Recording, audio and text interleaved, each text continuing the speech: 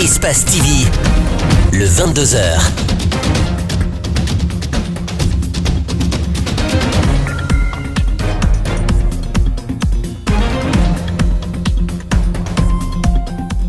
Conakry, 1er décembre 2018, bienvenue dans ce journal. Au sommaire, l'opération Conakry Ville Propre se poursuit. Les membres du gouvernement étaient de nouveau dans les rues ce samedi pour débarrasser la capitale de ces tas d'immondices. Nos reporters ont par ailleurs constaté que cette opération n'a pas changé grand-chose à l'image de la ville de Conakry.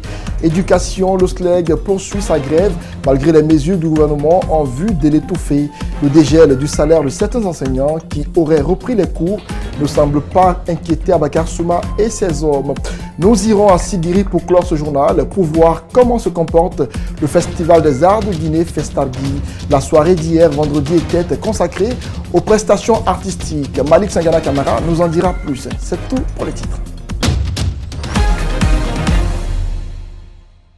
Bonsoir et bienvenue dans ce journal. La campagne d'assainissement lancée par le gouvernement au mois de juin dernier se poursuit. Ce samedi, l'opération était à sa phase 5. Les autorités étaient à nouveau au premier rang. Le Premier ministre Kassori s'est rendu sur l'axe de la route Le Prince et à l'aéroport de Conakry, en compagnie du ministre des Travaux publics et plusieurs autres membres du gouvernement. Le PM a tenu à donner l'exemple en débarrassant certains endroits des déchets. Ibrahima Kassori Fofana a profité pour annoncer que le président de la République s'est engagé dans un programme d'investissement, d'inauguration et de lancement de projets nationaux à partir du 8 décembre prochain.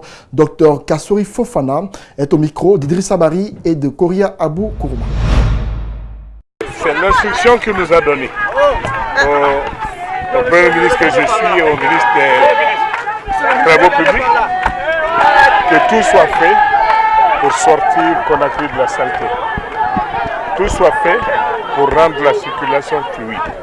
Tout soit fait pour que des aménagements soient menés de manière que nos petites marchandes puissent avoir des stands propres où ils peuvent vendre les fruits. Tout ceci donne les gens de l'artisanat puissent s'installer de manière confortable, mais qu'on sorte Conakry de cette situation. Donc c'est le point de départ de ce programme ambitieux qu'on lance aujourd'hui et qui concerne un programme d'investissement financé, je ne parle pas de projet, financé, bouclé d'$1 milliard. Il va commencer à partir du 8 à poser les premières pierres sur tous ces projets. Ensuite, en début d'année, le président de la République va pouvoir organiser une conférence nationale sur le social pour que, au plus profond de la Guinée, les sous-préfectures et les villages, chacun se retrouve dans le développement social qu'il a entrepris pour la Guinée, dont le point de départ commence aujourd'hui.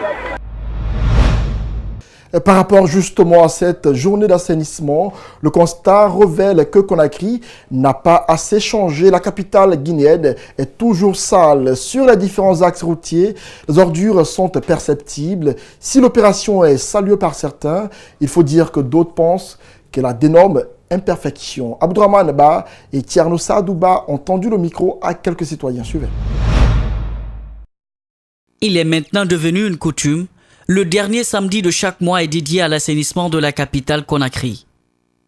Les routes sont bloquées jusqu'aux environs de 11 heures afin que les travaux de nettoyage ne soient pas interrompus. Mais il se trouve que les endroits ciblés ne sont pas les plus nécessiteux. Matoto est sale. Surtout, marché Nyangema ici. C'est ici qu'ils devront nettoyer pour que les femmes vont quitter sur la route, de rentrer là-bas. Vraiment, ici, là, c'est sale. Aujourd'hui, c'est la 4e journée d'assainissement depuis son lancement, mais la ville de Conakry ne donne toujours pas la bonne image.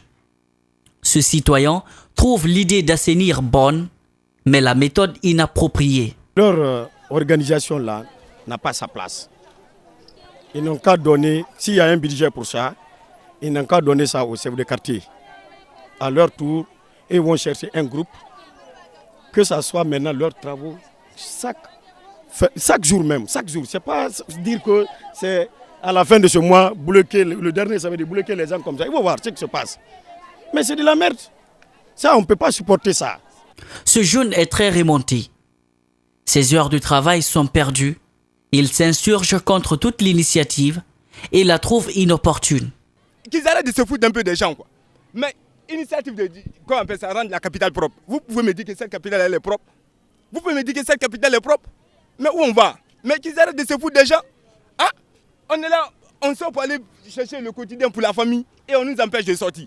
Marcher, écoutez, mais même pas moi, je ne peux comprendre. Mais les vieilles femmes qui sont en train de marcher, mais c'est n'importe quoi, où on va? Ils n'ont qu'à prendre les gens au sérieux. Bien que cette mesure soit à sa 4e séance, les citoyens ont visiblement du mal à adhérer. Les travaux de réfection et de réaménagement des voiries urbaines de Conakry se poursuivent. Ce samedi, le ministre des Travaux publics a visité les chantiers en cours, notamment au quartier Béanzin. Objectif, échanger avec l'entreprise exécutante sur l'état d'avancement des travaux et rassurer les citoyens. Le président de la République est tête de la partie. Mamadou Kalisso commente les images d'Abou Koria Koroba. Ces travaux de réfection et de réaménagement concernent les principales artères de la capitale. Ils s'étendront sur 3 mois. La fluidification de la circulation, l'objectif affiché. Nous allons aussi profiter pour remettre la signalisation horizontale et verticale pour permettre de faire en sorte que nos routes parlent. Tout le monde l'a constaté, nos routes sont muettes. Nous allons aussi au niveau des différents carrefours poser des balises pour permettre à ce que les véhicules aient leur couloir quand ils viennent, parce que nous constatons beaucoup de pagaille au niveau des carrefours, surtout avec les transports en commun. Quand quelqu'un veut déposer des passagers, l'autre qui se met derrière se met en biais, donc crée un embouteillage infernal. Au niveau des marchés, des murs mitoyens seront érigés pour éviter l'envahissement de la voie par les marchands. Selon le ministre des Travaux publics, cette opération permettra également de finaliser le tronçon Symphonie à Kabelé qui a démarré depuis plusieurs années. Nous avons eu l'entrepreneur qui est en charge de ce tronçon, nous a donné des garanties que le tronçon, la première partie du tronçon Symphonia Kabelé sera terminée. Donc nous osons croire et nous allons mettre toute la pression qu'il faut pour que ce travail aussi soit fini. Le travail n'a que trop duré, il faudrait qu'on en finisse avec. Le délai respecté, un travail de qualité. Après 3 mois, les principaux axes de Conakry devraient être débarrassés de ces nids de poules. Autre facette de l'actualité, Cellou Dalein Diallo, réélu vice-président de l'Internationale libérale. C'était à l'occasion du 62e congrès des partis politiques membres ou adeptes de ce courant politique à Dakar au Sénégal. Ce congrès a eu lieu en présence de plusieurs hommes d'État d'Afrique et du monde comme Alassane Ouattara, Macky Sall, Adama Barrow ou George Weah du Libéria. C'est la 2e fois de suite que le président de l'UFDG est élu à ce poste après son élection en mai 2017 à Andorre. Au siège de l'UFDG ce samedi, la joie se lisait chez les militants. Macky Sall et Aliouba y étaient. Pour les responsables de l'Union des forces démocratiques de Guinée, cette réélection du président de l'UFDG, Cellou Dalein Diallo, est une fierté. Mais quelle sera l'influence que pourrait avoir ce poste de vice-président de l'Internationale libérale? Élément de réponse avec Dr Fodéoussou Fofana. Le président Cellou Dalein a eu l'occasion avec ses homologues de l'Internationale libérale, il a eu l'occasion d'expliquer la situation de la Guinée. Vous avez vu la déclaration de l'Internationale libérale qui condamne toutes les exactions dans ce pays. Vous avez vu la déclaration où l'Internationale demande à M. Alpha Condé quand même d'accepter de faire des enquêtes sur les assassinats. Donc il y a une déclaration de l'Internationale libérale qui condamne vraiment la Guinée. Pour nous, c'est une fierté. Ce 62e congrès de l'Internationale libérale qui s'est tenu à Dakar a élu comme présidente la Marocaine Hakima El Aït Sanadi, ancien ministre de l'Environnement du Royaume du Maroc de 2003 en 2017. Quant à Cellou Dalein Diallo, il rejoint Conakry ce lundi, selon son vice-président. J'ai lancé le message, c'est-à-dire c'est de prouver à l'Internationale libérale, aux gens qui ont eu confiance à Cellou Dalein, sur le plan international, que nous sommes fiers de notre président. C'est pour ça que nous allons l'accueillir au niveau de notre siège. Nous avons demandé à l'ensemble des militants de réserver un accueil chaleureux au président. Nous allons encore renouveler notre confiance à notre président et pour prouver que nous avons été fiers de l'élection qu'il a le fait qu'il a été élu comme président de l'International libéral.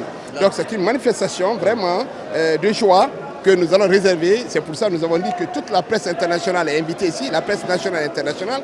Nous allons mobiliser l'ensemble de nos militants, de Conakry jusqu'à Dominica environnant. Tout le monde sera là pour réserver à notre président un accueil chaleureux. Cette 62e session de l'International libéral a connu la participation de plusieurs chefs d'État et formations politiques venus d'Afrique et d'ailleurs.